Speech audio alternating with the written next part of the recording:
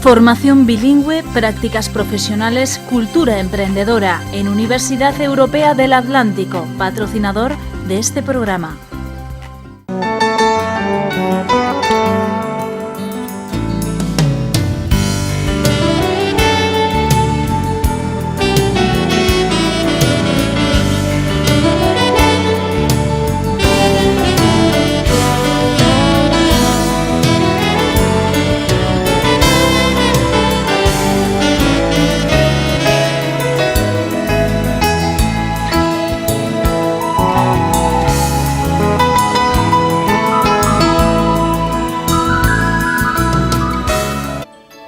¿Qué tal? Saludos, buenas noches y bienvenidos. Nuestra invitada de hoy nació en Santiago de Chile, vivió en Estocolmo, en París, en Londres, también en Milán, y es una de las caras más conocidas de la televisión, también una de las voces amigas de la radio.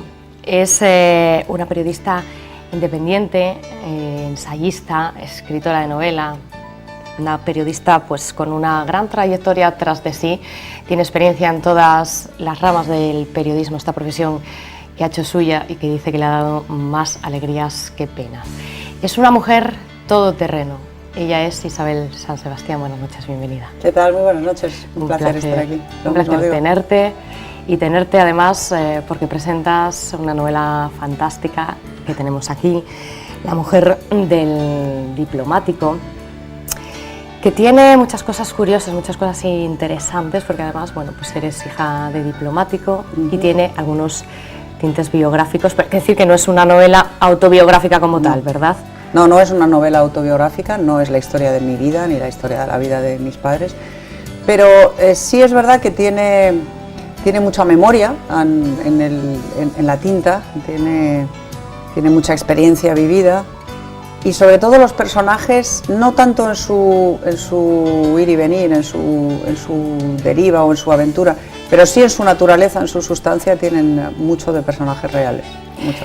¿Qué trata o qué narra exactamente La mujer del diplomático? Es muy difícil describir esta novela, porque llevo varios días intentándolo, es muy difícil porque es una novela que se desarrolla en varios frentes, ¿no? En dos tiempos históricos. La novela arranca cuando Lucía, que es una editora más o menos de mi edad, que afronta una ruptura sentimental y se encuentra en un momento de encrucijada en su vida, está desmontando la casa de sus padres y en un desván, dentro de un baúl, rodeado de vestidos glamurosos de fiesta, encuentra un diario escrito en un viejo cuaderno de música que su madre redactó durante la semana de octubre de 1962, en la que se produjo la crisis de los misiles de Cuba. Y ahí arranca la novela y a partir de ahí se desarrollan dos escenarios: 1962, ese diario que va leyendo Lucía cada capítulo un día, y 2011, a medida que ella va tomando decisiones, abordando recuerdos, abriendo y cerrando heridas, ¿no?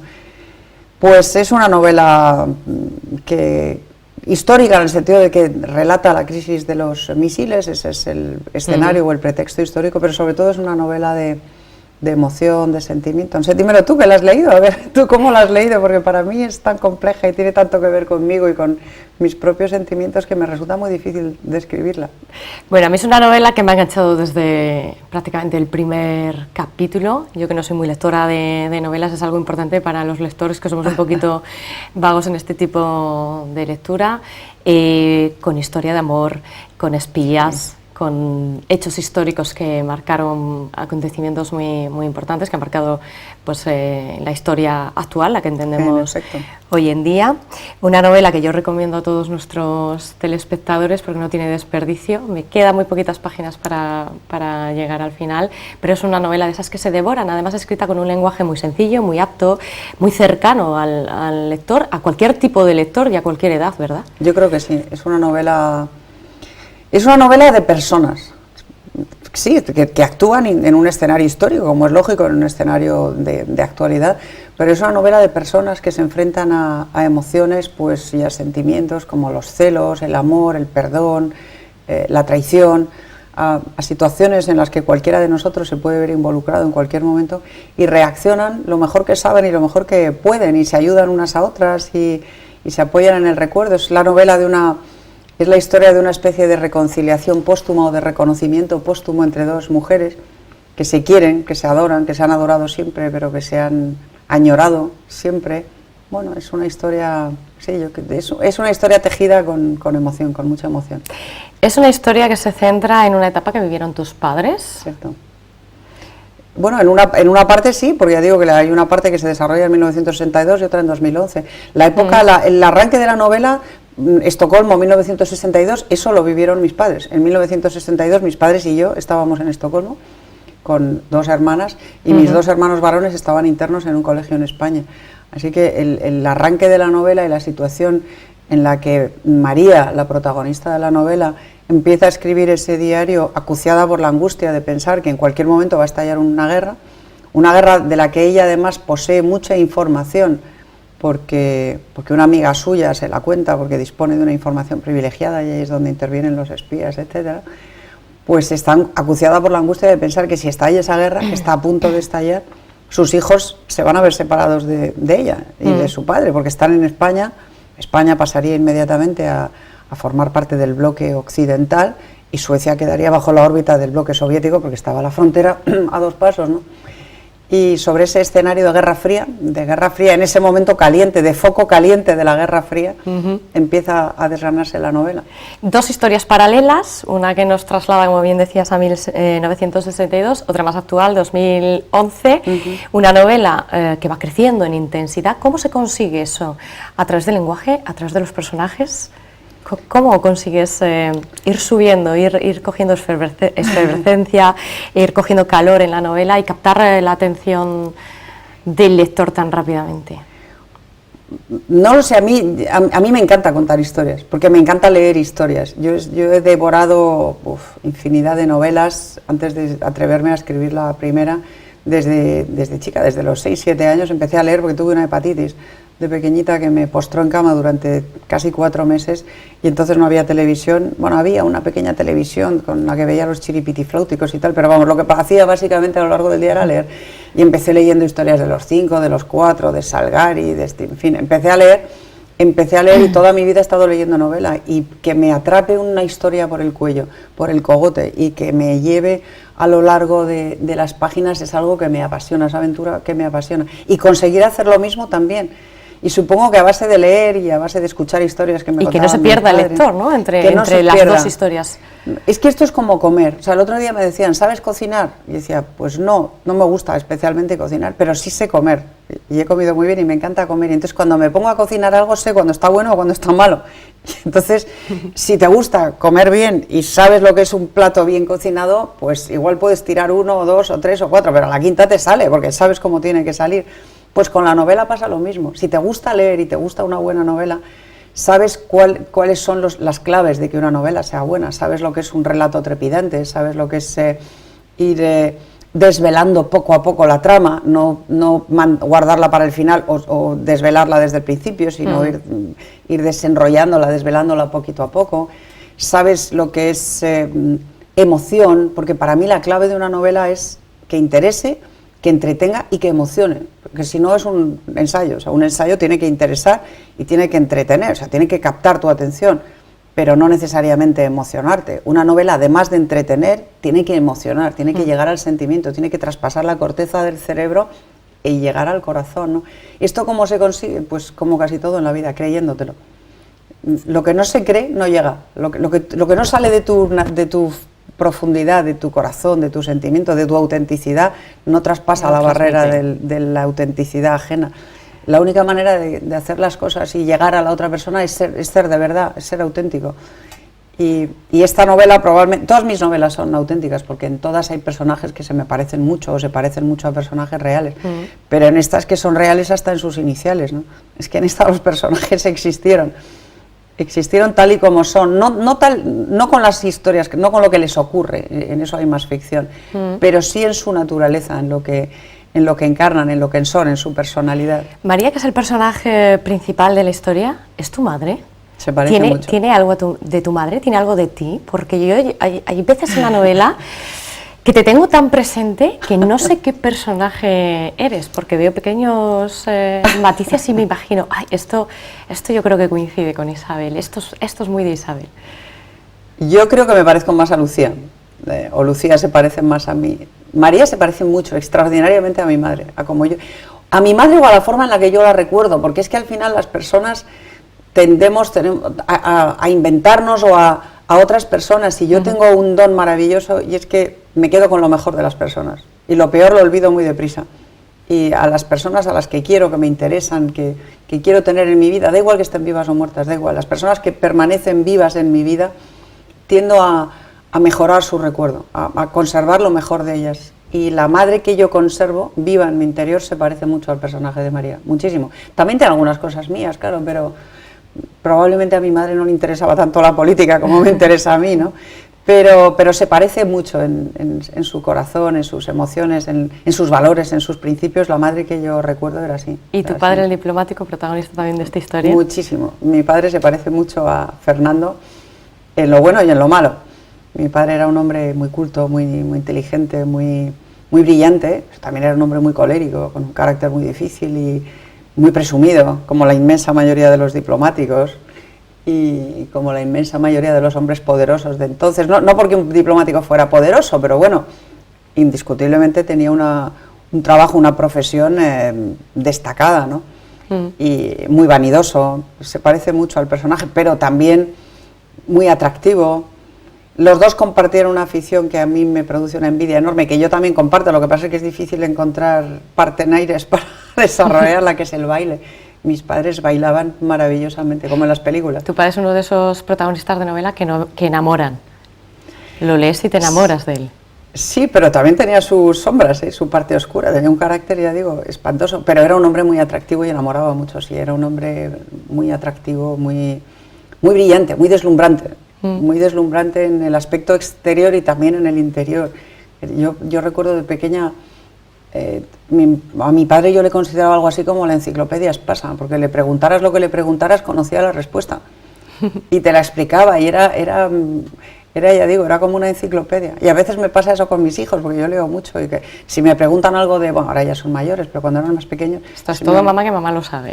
Si me preguntaban algo de ciencias o de matemáticas o tal, seguro que no tenía ni idea, porque soy un zoquete, pero cuando me preguntaban algo de historia o de sociales o de literatura o de lo que sea, pues generalmente lo sabía. Y siempre me decían, ¿y tú cómo lo sabes? Y digo, porque lo he leído en un libro.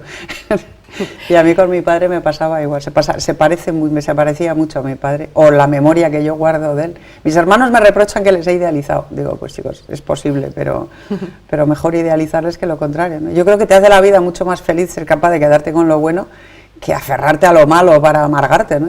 La vida hay que vivirla, hay que bailarla, cuanto más mejor. El personaje de Paula, que a mí me encanta, te lo comentaba antes, ¿es ficticio o tiene también representación real? Es ficticio, lo que pasa es que es un compendio de muchas personas que conozco, Paola, ¿no? Y también es un poco una encarnación de este empeño, de esta voluntad de vivir la vida a tope, que yo creo que es algo con lo que no necesariamente nacemos, pero por lo que tenemos que luchar. O sea, yo creo que el optimismo es algo que se construye también. Uno no es necesariamente optimista siempre, por naturaleza, ¿no? Pero yo creo que es una actitud que uno decide abrazar y sostener en el tiempo, ¿no? El optimismo es fundamental, el hedonismo bien entendido, o sea, el placer por los disfrutes pequeños, claro, también tiene sus sombras, Paola, ¿no? Sus sombras en términos de moralidad o de engaño, pero bueno, pues es un personaje que encarna un poco al tipo de mujer opuesto a María, ¿no? Una encarna los valores más tradicionales, más leales, más fieles, la otra encarna el valor más frívolo, más disfrutón de la vida, más hedonista, y sin embargo son amigas. Y esto sí que es verdad, que en la vida sus mejores amigos no se le parecen necesariamente demasiado, ¿no? Tú puedes querer profundamente a una persona con la cual compartes únicamente lo esencial, pero que por lo demás difiere mucho de ti, ¿no? Y piensa de una forma muy distinta a la tuya. Esto de tener que ser igual a mí me parece muy aburrido. Es una novela muy rica en escenarios, recorres Estados Unidos, Iberoamérica, Europa. ¿Cómo ha sido ese trabajo de documentación? Yo he viajado mucho por razones familiares. Nací en Chile, me fui de allí a Estocolmo, de Estocolmo a París, de París a Madrid, de Madrid a Milán, luego me fui a Londres, luego ya después de casada ya vivía en Alemania, y luego con mis hijos ya he viajado mucho, como haciendo turismo, ¿no? Y visitando otros lugares. Cuando viajas como hijo de diplomáticos, cuando resides en distintos países, aprendes a mirar al mundo de otra forma. No vas por el mundo como turista, o sea, no vas sacando fotos a la Torre Eiffel o al muro cuando vas a Berlín o al Perito Moreno cuando vas obsesivamente por sacar la foto cuando ves un glaciar, sino que vas con otra actitud.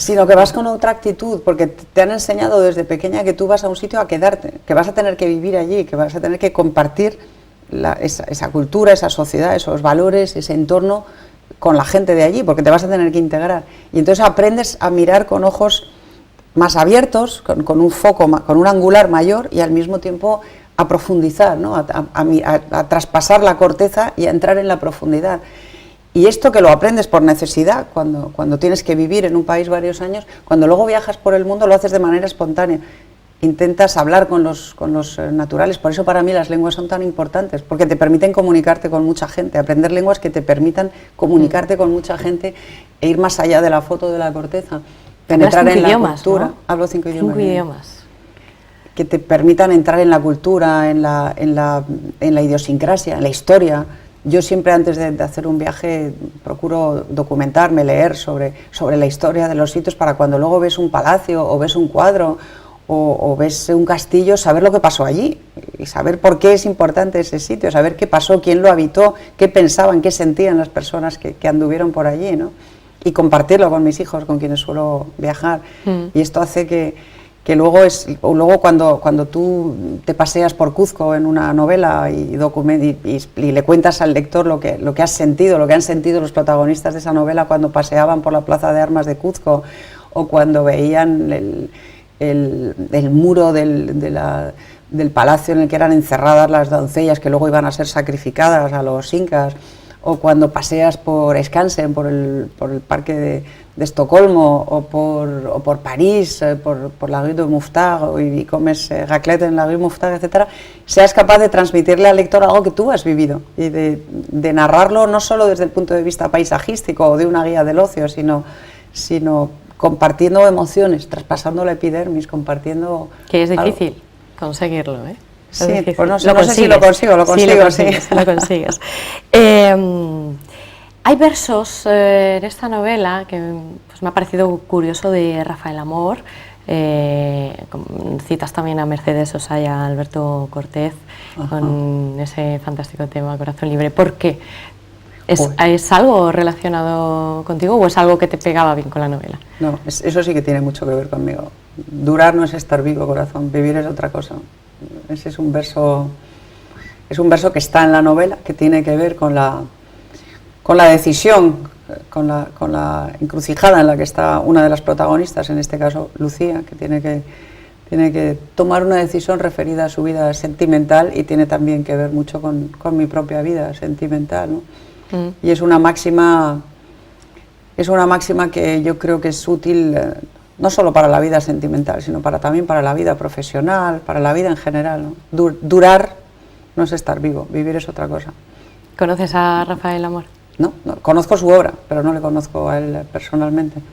Pero vamos, yo soy una convencida de que la vida hay que vivirla, hay que gozarla, hay que aprovecharla, hay que intentar irse de este mundo habiendo dejado la casa un poquito mejor de lo que te encontraste, en la medida de lo posible, y hay que irte de este mundo con un bagaje interior, con un corazón, con un alma, con un intelecto mucho más grande del que tenías cuando llegaste, ¿no? Hay que crecer durante toda tu vida, hay que aprender, hay que experimentar, hay que amar y hay que intentar evitar a toda costa fastidiar al prójimo, ¿no?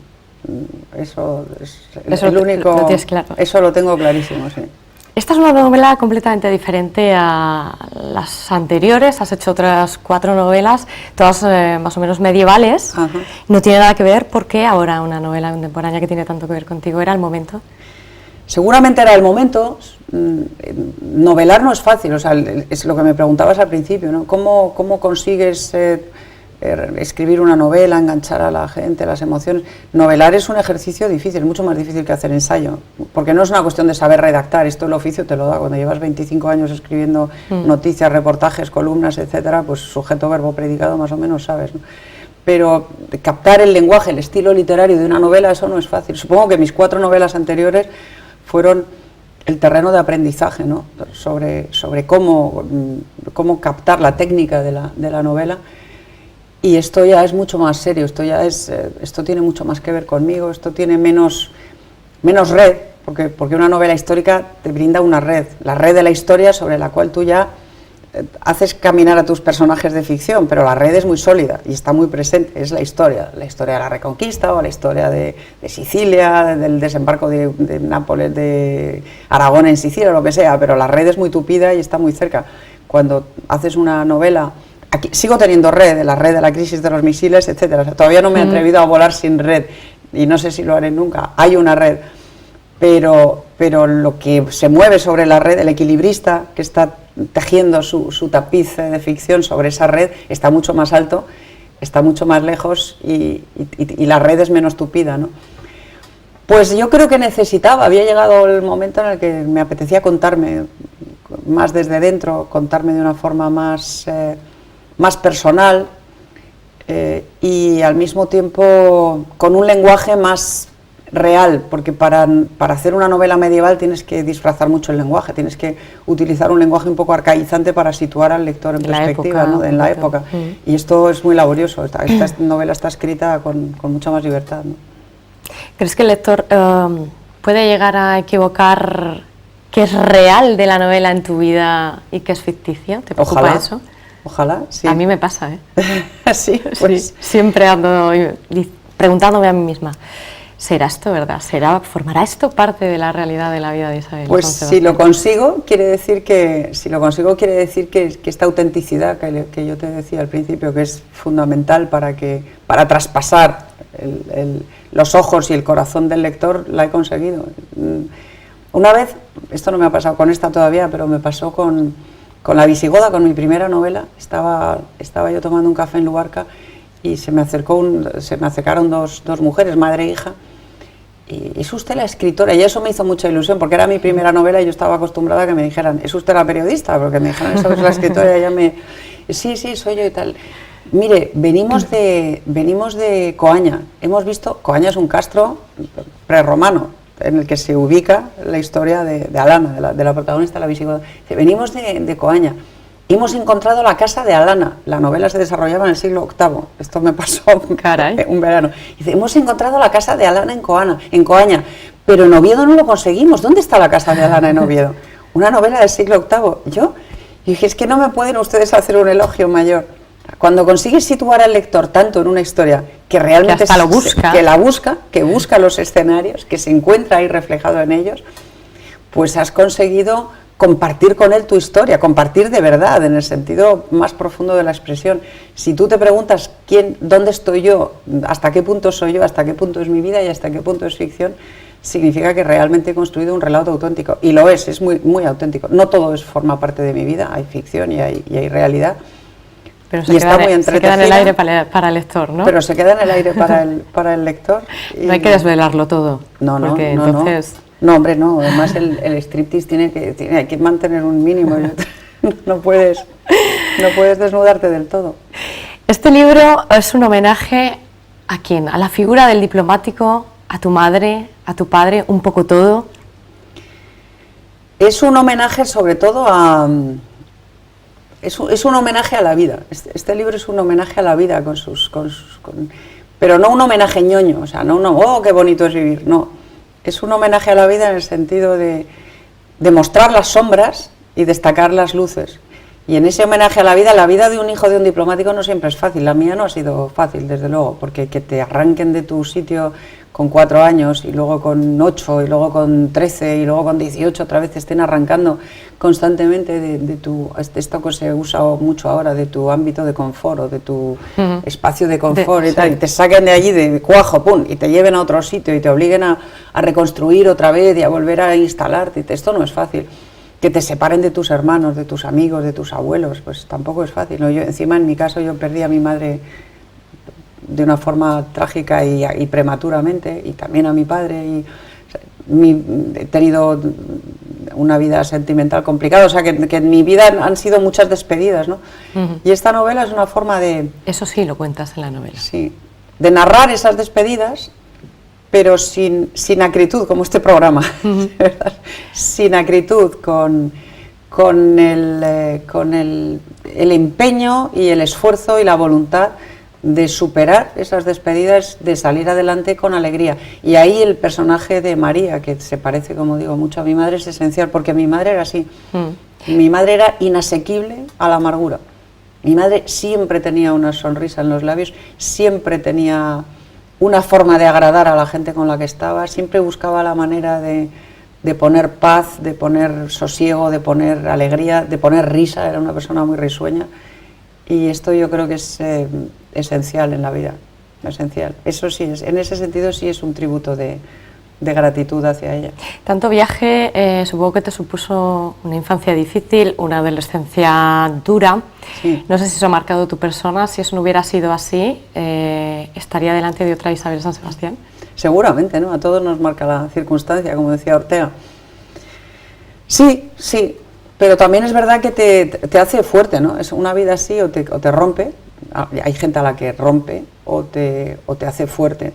Pero lo que te hace fuerte no es la dureza, ¿eh? Lo que te hace fuerte es el amor. O sea, lo que te hace fuerte es que te den el amor y el apoyo suficiente para superar esas dificultades. Y esto yo lo tuve, afortunadamente.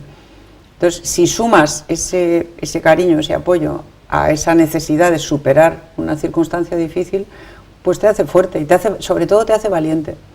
A mí cuando me dicen, eres muy valiente y tal, digo, pues supongo que sí, que lo soy. O sea, no es fácil que yo me arredre ante algo o me deje intimidar por alguien, pero porque siempre miro hacia atrás y pienso, si he superado esto, pues esto no me va a tumbar, ¿no? Eso te permite relativizar las cosas, situarlas en un contexto, ¿no? Eres una mujer de personalidad fuerte. Sí, sí, esto lo he sido siempre. Pero no dura, ¿eh?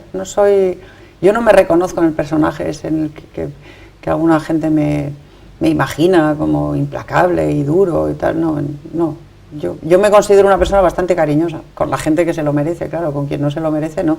Lo que no soy en absoluto es pelota, nada. O sea, si alguien me cae mal lo nota fulminantemente, y si alguien me cae bien también, pero yo de entrada le presupongo la bondad a todo el mundo. O sea, yo de entrada confío, y si alguien me da motivos para desconfiar, entonces igual es difícil que vuelva a confiar o imposible, pero yo de entrada confío en las personas.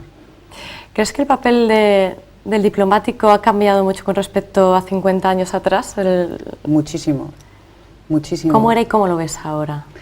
Hace 50 años los diplomáticos eran profesionales de muy, muy alto nivel, de muy alta cualificación. Tenían que tener nociones, tenían que tener conocimientos de derecho, de historia, de cultura, de literatura. Eran personajes muy cultos y además hablar idiomas, lo cual en España era algo, bueno, hoy sigue siendo algo raro, con que hace 50 años ni te cuento. Y eran gente muy formada, y entonces eran gente muy formada con capacidad y con voluntad de servir a su país, al margen de quién gobernara su país, de lo que estuviera ocurriendo en ese momento coyuntural. Conocían muy bien su país, solían ser gente muy patriota y lo hacían con mucha eficacia. Hoy en día los diplomáticos, los profesionales de la diplomacia están siendo cada vez más sustituidos por los políticos. ¿Por qué? Pues por la revolución de las comunicaciones, porque es muy fácil viajar o montar una videoconferencia, y todo esto hace que los intereses del país estén siendo cada vez más supeditados a los intereses del partido que gobierna en ese momento ese país, ¿no? Y que los profesionales que gestionan las relaciones exteriores estén cada vez más preocupados por su propia carrera personal y cada vez menos por los intereses del país, y esto se nota negativamente, ¿no? Hay un personaje en la novela, un guardia civil, un poco frustrado porque quiere escribir un poco pues esa novela sobre el fin de ETA. ¿Tenía que aparecer ETA en esta novela? Sí, porque como te he dicho es una novela muy auténtica que tiene que ver conmigo, y ETA ha ocupado un lugar muy importante en mi vida. Yo me he pasado 11 años con guardaespaldas y he escrito 4 libros sobre ETA y sigo muy vinculada al movimiento de víctimas. Me parece que esa gente merece mucho apoyo, que se le ha negado mucha justicia y mucha memoria que se le ha negado. y es un capítulo muy importante de mi vida, y como esta novela tiene mucho que ver con mi vida, pues tenía que aparecer. Pero aparece de una manera tangencial, no protagonista, y una vez más sin acritud, como este programa, ¿no? Simplemente constato un hecho, el hecho de que ETA, lamentable, no ETA, sino lo que significa ETA y el sacrificio que ha significado derrotar a ETA para muchísimas personas, no ha obtenido el reconocimiento y la gratitud que tendría que haber obtenido por parte de la mayoría de la sociedad española, ¿no? Y esto a mí es algo que me produce pena, me produce desencanto y me anima a en lo que a mí respecta, por lo menos, seguir reivindicando, ¿no? Esa justicia, esa dignidad para las víctimas y esa memoria. Has dicho en alguna entrevista que no quieres regresar al País Vasco. Mira, vengo de allí, he estado 2 días en Bilbao y en Vitoria, y la verdad es que me he sentido en casa, me he sentido muy querida, con gente muy maravillosa y muy arropada. Incluso he visto a primos a los que no veía hacía años, etcétera. Pero al mismo tiempo tengo no sé si llamarlo rechazo, una herida muy abierta. Es que el País Vasco es lo único que yo puedo llamar raíces en mi vida. Lo único que durante mi infancia y mi adolescencia, el único lugar que podía llamar mi casa era Zarauz, porque era donde volvía todos los veranos, inquebrantablemente, y donde me pasaba 2 o 3 meses siempre, y donde tenía mi pandilla, y donde conocía los bares y conocía era mi casa, era lo más parecido a una casa, a unas raíces que he tenido.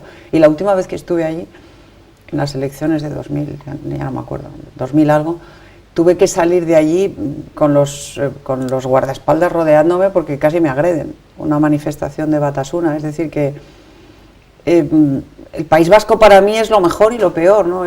Lo es. Mi padre era de Bilbao, mi madre era de Pamplona. Para mí el País Vasco y no puedo, ¿no? Es un amor. Es un amor que te rechaza. Es un amor que te rechaza. Es un amor que te golpea, que te maltrata. A quien te empeñas en amar y en defender y en abrazar como tú crees que tiene que ser amado y abrazado, y que se empeña en rechazarte y en golpearte. Entonces es una relación muy perversa, ¿no? Cada vez que vuelvo al País Vasco me siento en casa, lo siento como mi casa, me acuerdo de mis padres, de las veces que he ido allí y se me vuelve a abrir la herida, y al mismo tiempo noto el rechazo de una parte importante, la imposición de condicionamientos que no tienen nada que ver con mi vida. O sea, que me digan que yo no soy vasca porque no hablo euskera, pues mire usted, es que tampoco mi padre lo hablaba, ni mi abuelo, y no dejaban de ser vascos por eso, y españoles, como yo, igual, ¿no?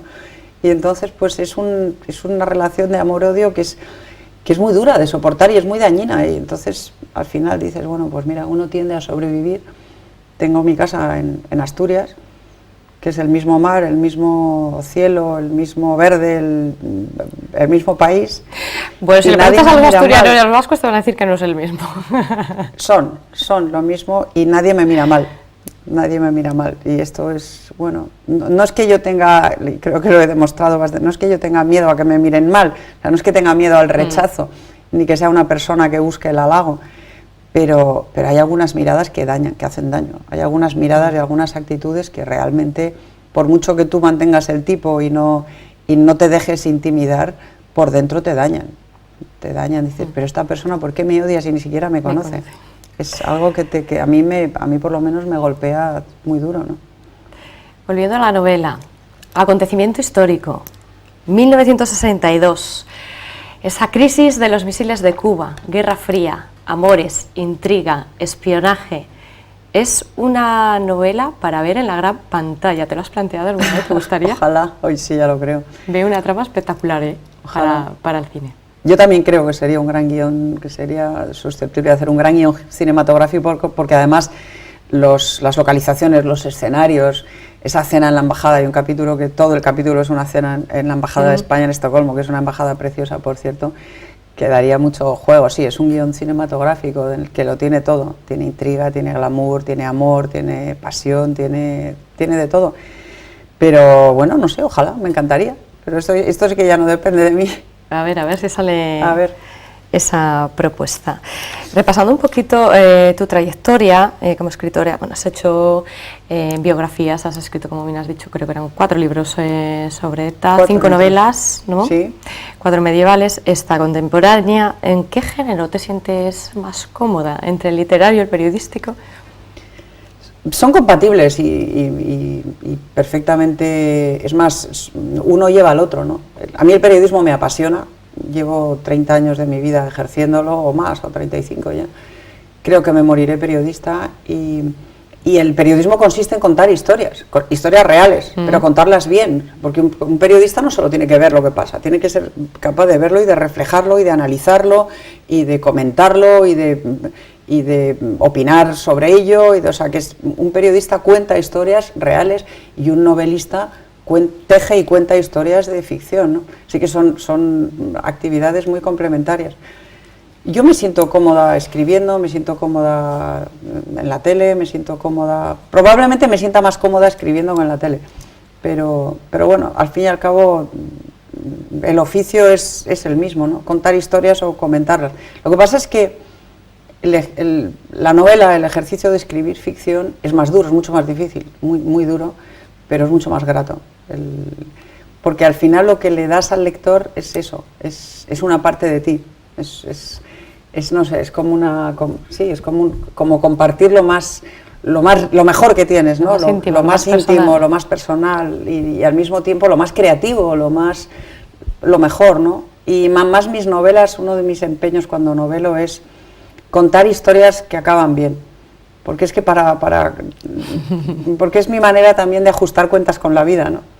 Las historias que me toca contar como periodista casi siempre acaban mal, son historias feas, haces el balance ahí. Y entonces cuando escribo una novela me empeño mucho en que la historia, sin ser ñoña, sin ser tal, pero acabe siempre con un toque de esperanza, ¿no? Porque la vida al final creo que es eso, en la vida para levantarte por la mañana y poder afrontar el día tienes que tener esperanza.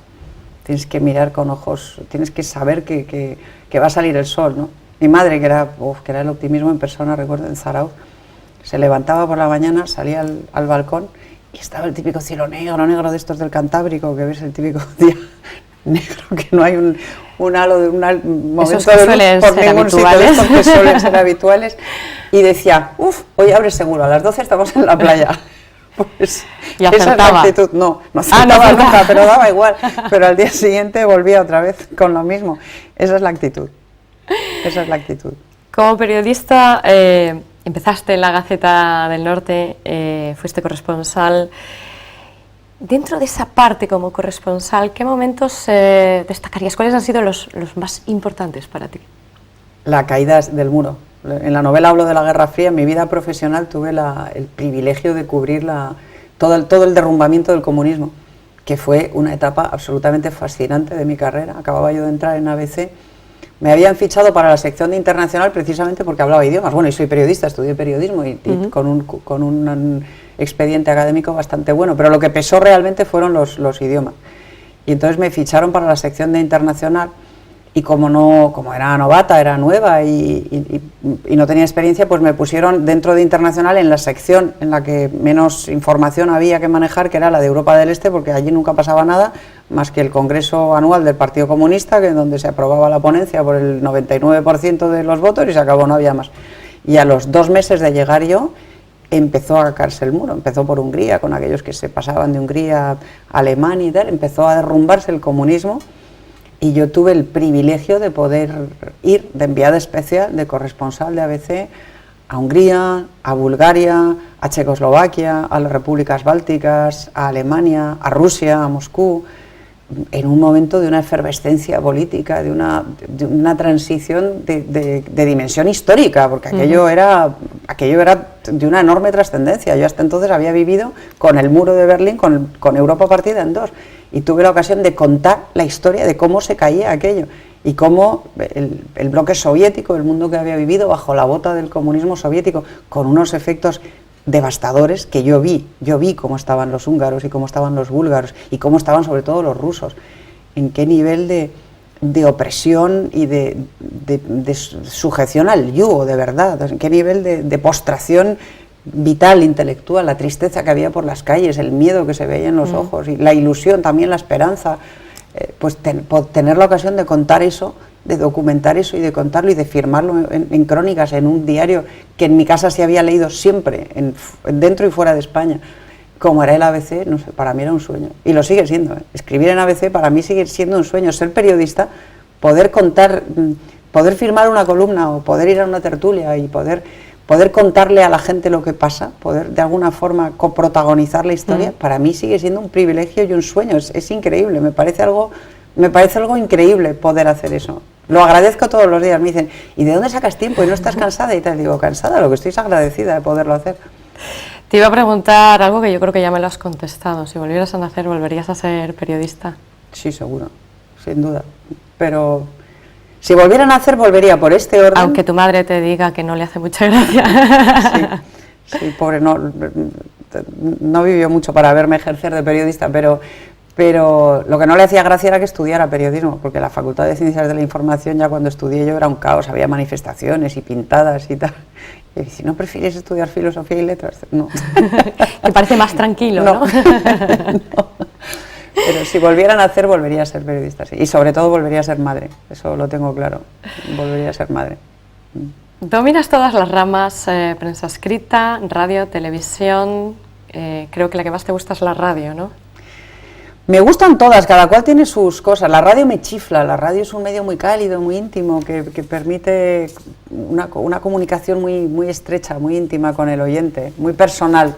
Y eso es precioso, y además se adecua mucho a mi personalidad. No hay artificio en la radio, no hay maquillaje, es voz a oído y comunión íntima, de estar en la cama o con el receptor al lado y tú estar en un estudio oscuro con tu micro. Y es un poco como las novelas, ¿no? Es como las novelas. Es intentar llegar al oyente y fomentar la imaginación para poder transmitir. Efectivamente, es llegar, es traspasar la capa exterior y llegar directamente al interior. Es un medio muy íntimo, muy cálido.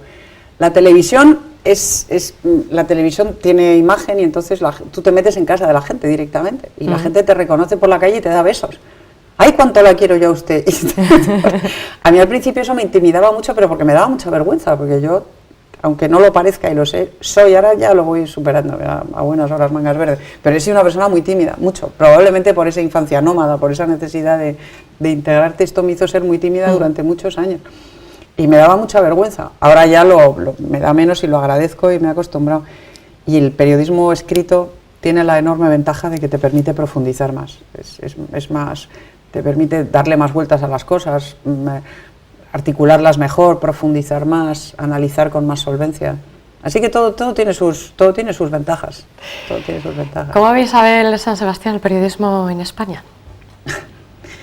En una crisis terrible, en una crisis de todo tipo, crisis económica, crisis de independencia, porque la crisis económica lleva aparejada una mayor cantidad de presión y una mayor de presión por parte del poder económico y del poder político y una mayor vulnerabilidad del medio para resistir a esa presión. Y entonces el periodismo está atravesando momentos muy duros, momentos de falta de perspectiva, de falta de independencia o de amenaza para la independencia. También de falta de rigor, porque con esta necesidad del periodismo deprisa, de que tenemos que estar actualizando la página de internet cada 10 minutos, poco, ¿no? Y pues al final tienes que estar cambiando y actualizando, pero eso significa que no te da tiempo a contrastar. Hay unas meteduras de pata de diarios solventes en sus páginas web, incluso en sus no páginas web, realmente históricas. Bueno, cuando yo estaba en ABC, cuando yo entré en ABC, si alguien hubiera colado una falta de ortografía en una portada o en una entradilla o en un sumario, le habrían mandado al archivo fulminantemente, pero fulminantemente. Ahora no es infrecuente encontrar faltas de ortografía en las ediciones impresas, vaya, se ven, pero es que en las ediciones digitales abundan. Esto, cuando yo empecé, habría sido impensable. Mandar al archivo era, claro, es que para la gente ahora que ya no hay archivo, pues mandar al archivo, ¿eso qué es? Ahora ya no hay archivo, está Google y tal. Antes había un archivo en el que se recortaban las cosas y se guardaban y las fotos y tal, y estar allí era estar en el desván, ¿no? y te habrían mandado al archivo. O sea que el periodismo está en un momento de crisis en todos los sentidos. Pero yo confío en que estamos en un momento de transición, sí, y que esto dará paso a otros lenguajes, a otras formas, a otros formatos. Ya están empezando a asomar las redes sociales, etcétera. Yo confío en que iremos a otra cosa. Pueden dar también lugar a equívocos y a errores. Sí, también, sin duda, ya manipulaciones brutales. O sea, las redes sociales son muy vulnerables, porque ahí sí que no hay ningún tipo de verificación, ni de control, ni de nada. O sea, ahí cada cual hace lo que le place y ese es un territorio sin ley ahora mismo, es un territorio pues como el salvaje oeste, ¿no? Pero fíjate tú lo que fue el salvaje oeste y en lo que se convirtió, en lo que es hoy en día, ¿no? Lo que es California. Bueno, pues yo en esta actitud que se empeña en ser optimista, creo que estamos en un momento de transición, pero encontraremos un camino. O encontrarán, a mí ya me pillará jubilada con mis nietos, pero espero que... Pero vamos, aún así sigo, yo estoy en las redes sociales, estoy en Twitter, estoy en Facebook, yo creo que hay que adaptarse a los tiempos e intentar sacar lo mejor que encuentres. Transición periodística y no sé si también política. Decías en alguna entrevista que Mariano Rajoy ha perdido las posibilidades de ser reelegido presidente en 2015. ¿Realmente lo piensas así? ¿Lo ves así? Sí. ¿Por qué? Es más, yo estoy cada vez más convencida que no se va a presentar. No se va a presentar. Yo creo que él es consciente de que su tiempo pasó, de que su baza pasó y de que hay que dar paso a otras personas con más capacidad de pactar y de entenderse que él, porque es que va a haber que pactar necesariamente después de las próximas elecciones. No tengo muy claro que vaya a gobernar el PP, ni solo seguro, acompañado tampoco lo tengo claro. Tal y como están las cosas, es imposible hacer una previsión electoral, pero... Así a ojo, porque otra persona apuestas dentro del Partido Popular capacitada para ocupar... ¿Sabes qué pasa? Que una de las cosas que me ha enseñado la vida es que no apuestes, porque en política un mes es mucho tiempo y 6 meses es la eternidad. Fíjate tú la cantidad de veces que le dimos a Gallardón por Delfín y por futuro presidente, y Gallardón está muerto. Yo creo que dignamente muerto, o sea, ha hecho lo que tenía que hacer y hizo muy bien marchándose por la razón por la que se marchó, pero estaba muerto políticamente. Rato... Fíjate cuántas veces le dimos por sucesor y por Delfín, y ese está muerto, y además muerto de una forma bastante peor, con las tarjetas famosas. Y en el PSOE, pues ¿quién apostaba por Pedro Sánchez hace 6 meses? Si es que nadie le conocía, salvo que de salir de alguna tertulia. Los que habíamos coincidido con él en Veo o en tal, le poníamos cara más o menos, pero vamos, nadie apostaba por él como sustituto, así que yo no tengo ni la menor idea. Pedro Sánchez, ¿le ves como presidente? Yo ya después de Zapatero veo a cualquiera. Zapatero es la prueba viviente de que para ser presidente del gobierno en España únicamente hace falta ser ciudadano español y tener 18 años cumplidos. No hace falta más. Así que... Pues esperemos que sea un poquito mejor, ¿no? Esperemos. Pero vamos, le puedo ver hasta a Pablo Iglesias de presidente. Te iba a preguntar ahora por él, ¿qué opinas de Pablo Iglesias? Que es un demagogo peligroso, muy peligroso, porque es un buen demagogo. Es un buen demagogo, tiene una buena formación soviética, y lo digo con pleno conocimiento de lo que estoy diciendo, porque el chavismo que defiende, sin caretas, es un remedo del castrismo, y el castrismo es ideología comunista soviética pura y dura. O sea, que Pablo Iglesias no es un indocumentado, no es un chaval de los que estaban en el 15M con la pancarta, no. Es un tipo muy bien formado políticamente para instaurar un régimen dictatorial, que es lo que él quiere. En la forma contemporánea del comunismo es el chavismo, el castrismo, porque la palabra castrista suena un poco mal en el mundo occidental, queda mejor esto del chavismo, pero es eso. Esos movimientos son eso, es coartar la libertad, es liquidar la libertad de información, cerrar medios de comunicación, imponer un modelo económico de racionamiento, es eso. Y Pablo Iglesias es un tipo peligroso, pero como es un tipo muy populista, como es un gran demagogo, habla muy bien, y además tiene a su favor la indignación absolutamente merecida, absolutamente justificada de la sociedad española, con unos partidos políticos que han permitido un nivel de corrupción absolutamente escandaloso. Pues claro, cada vez que sale un asunto de las tarjetas, de los ERES de Andalucía, de Pujol y sus millones en el Liechtenstein, cada vez que sale una historia de estas, Pablo Iglesias le llueve en votos. votos de gente que sencillamente no vota a favor de este proyecto soviético, lo que vota es en contra de los chorizos, y no se le ocurre mejor forma de votar contra los chorizos que votar a favor de Pablo Iglesias, lo cual es como salirte del fuego para meterte en las brasas, pero bueno, yo lo entiendo. La gente está cansada, no sé si tendrá muchas opciones para las próximas elecciones. Bueno, yo creo que hay opciones alternativas a los dos grandes partidos. Para quien quiera castigar a los dos grandes partidos que han consentido la corrupción, hay opciones sensatas, con proyectos viables y sensatos que no apuestan directamente por el totalitarismo y por no pagar la deuda y por la locura y por la demagogia, ¿no? O sea que hay alternativas, siempre hay alternativas. Hablando también un poquito de Artur Mas, que está tan de actualidad y tan de moda, ¿qué le parece a usted lo de la consulta soberanista? Me parece un delirio. Yo con esto quería relacionarlo un poco con una de sus novelas, con Reino Lejano, donde explica también un poco lo de la corona aragonesa. Es que todo lo que se refiere a la independencia de Cataluña se basa en mentiras y en delirios. Nunca ha habido Cataluña, nunca ha existido Cataluña, jamás. Como entidad política independiente, como entidad histórica, Cataluña es una ficción, no ha existido nunca. Cataluña fue un condado franco, fue la marca franca, la marca de Carlomagno en Hispania, en la península ibérica. Después fue un condado durante poquísimo tiempo y enseguida se fusionó con Aragón y se integró en el Reino de Aragón y formó parte del Reino de Aragón y después de España, y nunca ha sido otra cosa. ¿Manipulada nunca. La historia en Cataluña? Pues la historia está absolutamente manipulada y está tergiversada y además está inventada a partir del siglo XIX para servir los intereses de la burguesía catalana, a la que le va muy bien esta cosa del nacionalismo y de los derechos históricos vulnerados, igual que a la burguesía vasca, para proteger sus derechos, con barreras arancelarias, bueno, sus derechos no, sus privilegios, para proteger sus intereses, con barreras arancelarias y tal, y para encima fomentar o despertar, suscitar en el gobierno español una especie de sentimiento de culpa y de deuda, y dame más que más me merezco. No, hombre, no, ya está bien, pero en eso seguimos. Y luego el universo del eufemismo, ¿no? La consulta, ¿no? Mire, lo que usted quiere hacer es un referéndum de autodeterminación, y esto no cabe en la ley, ni en la española, ni en la europea, ni en la occidental, salvo para procesos de descolonización, que ya están todos concluidos desde hace muchas décadas, muchos años, ¿no? Entonces todo esto es posible, ¿por qué? Pues porque los nacionalistas han manejado la educación, han envenenado a muchas generaciones de chavales, han intoxicado desde los medios de comunicación que han controlado y han difundido un mensaje absolutamente falsario que mucha gente ha comprado.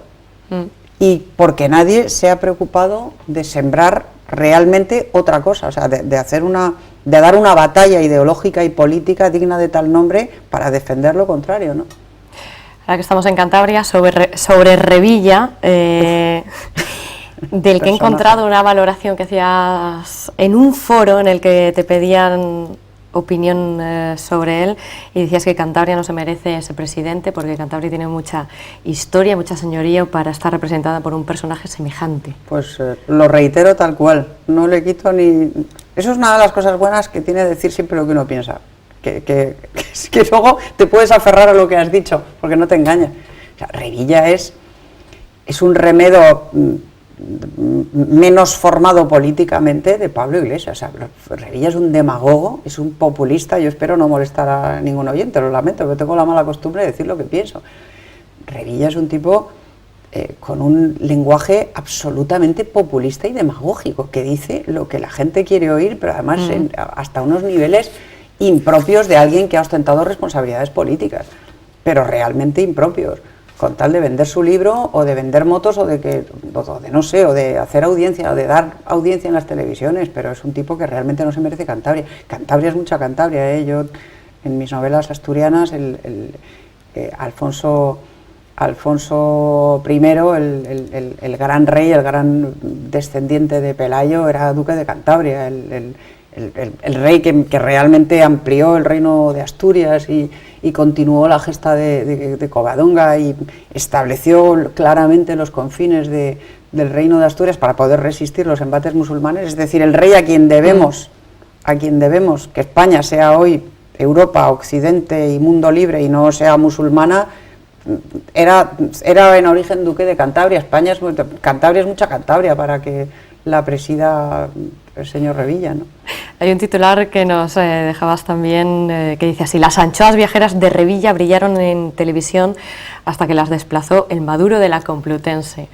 Lo comparas también un poco ahí con Pablo. Claro, con Pablo. Es que son dos telepredicadores, y los dos deben su gloria, entre comillas, a lo mismo, a un lenguaje demagógico que en televisión pasa muy bien, pero es que no quiero aquí hacer una síntesis de los programas con mayor audiencia, pero creo que el de mayor audiencia de toda la televisión en este momento es Sálvame.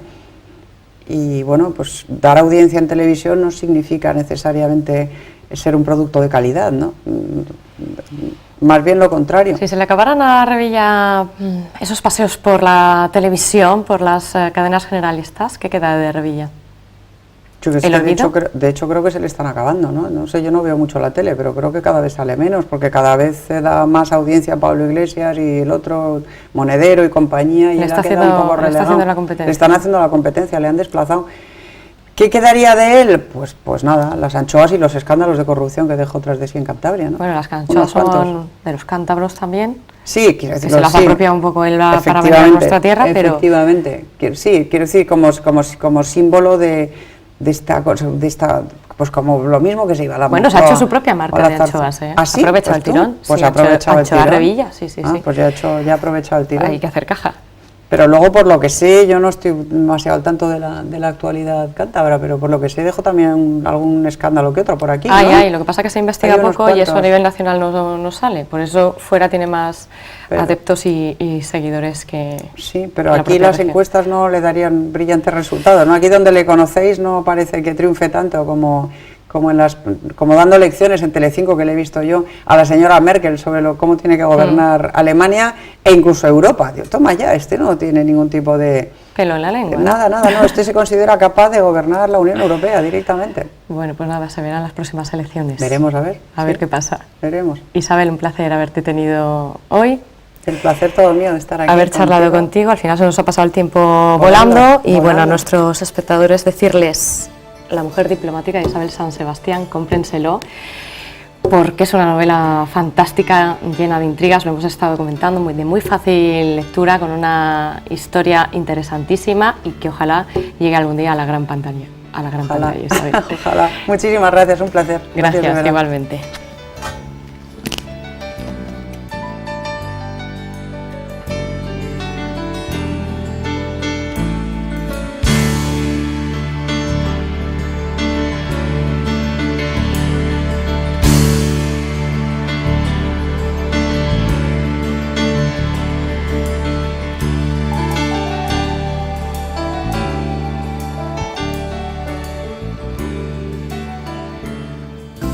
Universidad Europea del Atlántico les ha ofrecido este programa.